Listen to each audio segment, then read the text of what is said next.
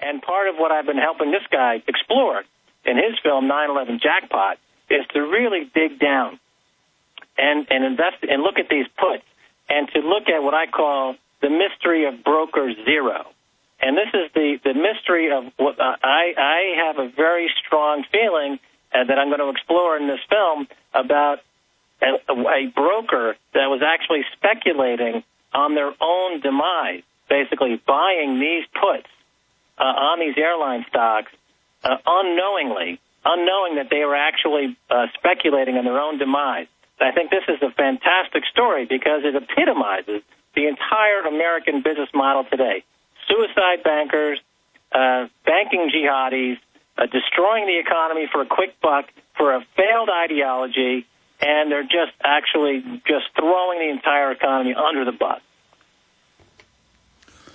Well said, Max Keiser. Now, I want to go to telephone calls for you on a host of issues. But first, I had read the cybersecurity bill. It was all over the news. Headline, Obama to have kill switch. And Lieberman came out on CNN yesterday. We're going to play that clip coming up early in the next hour.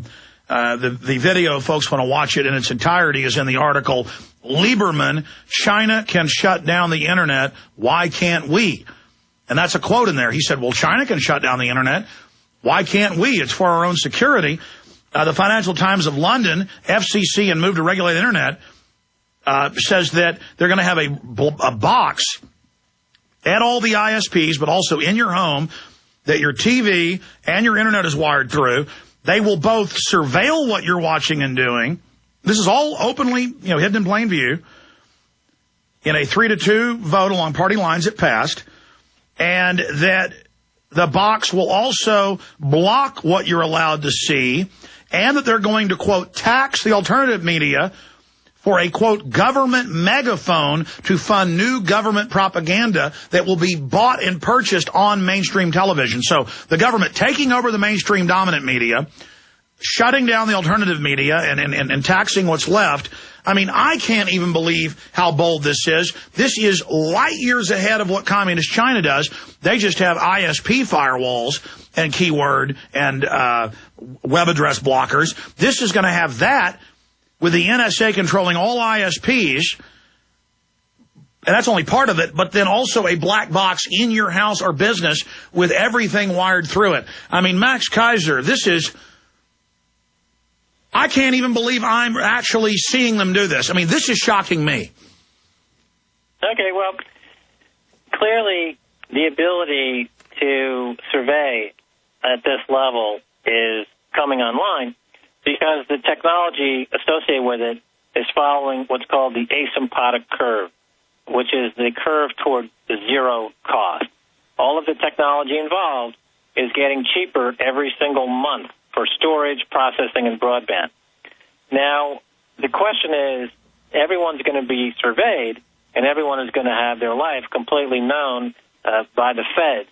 So how are you going to incentivize these people to actually do some work when they've basically their lives have been shattered?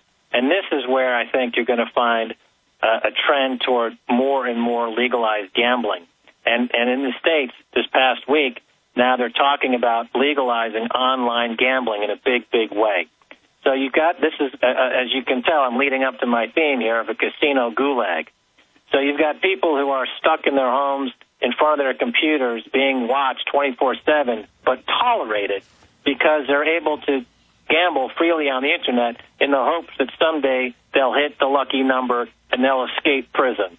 And millions of people will... Oh, that's right. You said here 2 years ago that we were going to have debtor prisons again when we first started interviewing you.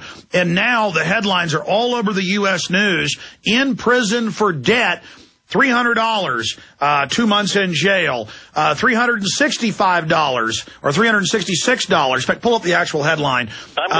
Woman loses home for $360-something was the headline over unpaid water bill. I mean, they are now creating debtor prisons.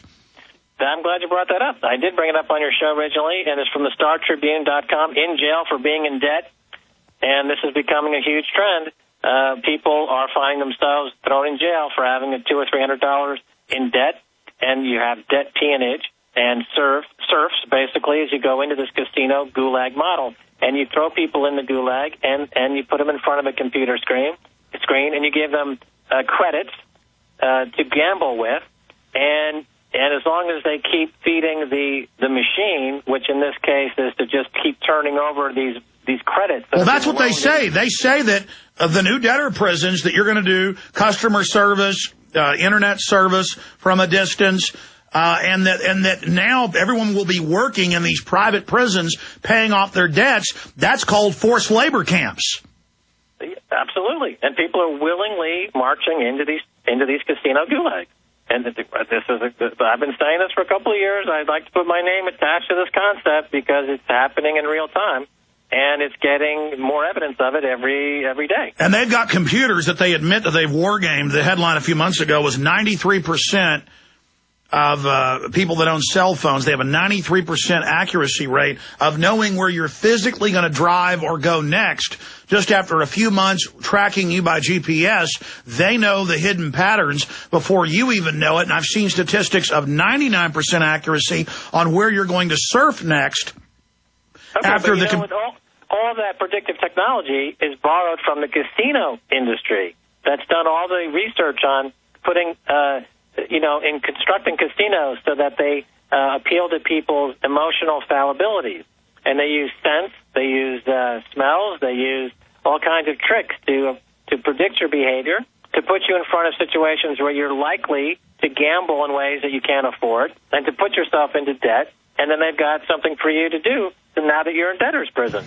So all that technology comes from the casino industry, which is growing, and they're going to legalize online gambling. And that is a huge step towards the... And we won't have any factories. We won't have any jobs. Literally, our daughters will all be hookers.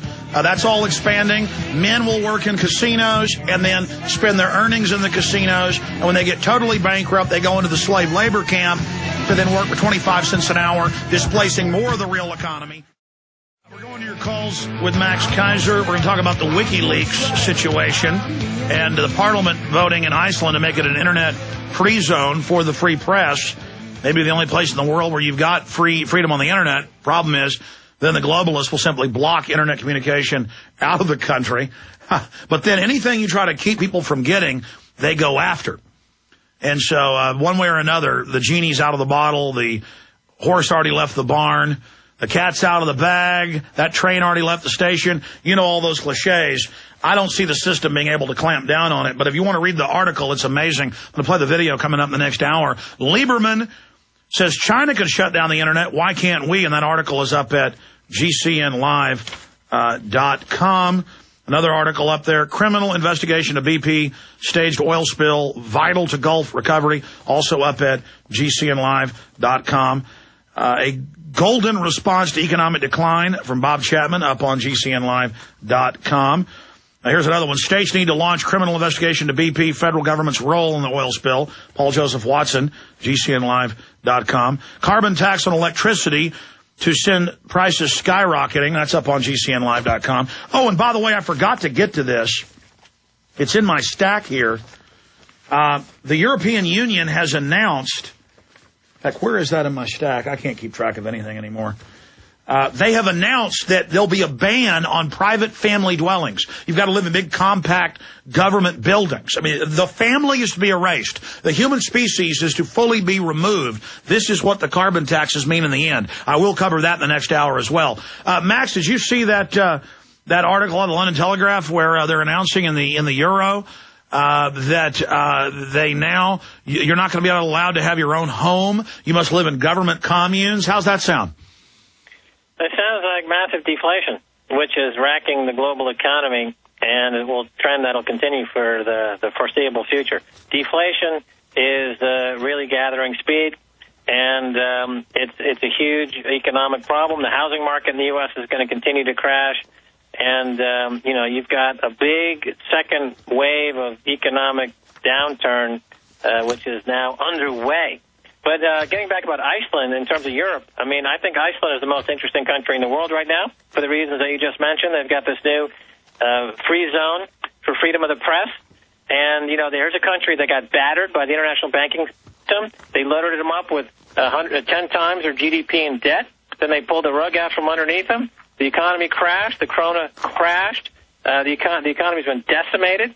And they're coming back from it, and they're saying, you know what, let's reinvent ourselves, and let's do something that's going to be really a positive for the globe, and especially in the media space. That's right. Human ingenuity, just like the dot-com system, is the only revolution we've had here in the last 20 years, and that's what's keeping our economy somewhat alive. And that's what the carbon tax and globalism is about, is the bureaucrats won't let you have a new job or a new industry or anything unless they approve of it or unless they get to deploy the new technology through their control arm.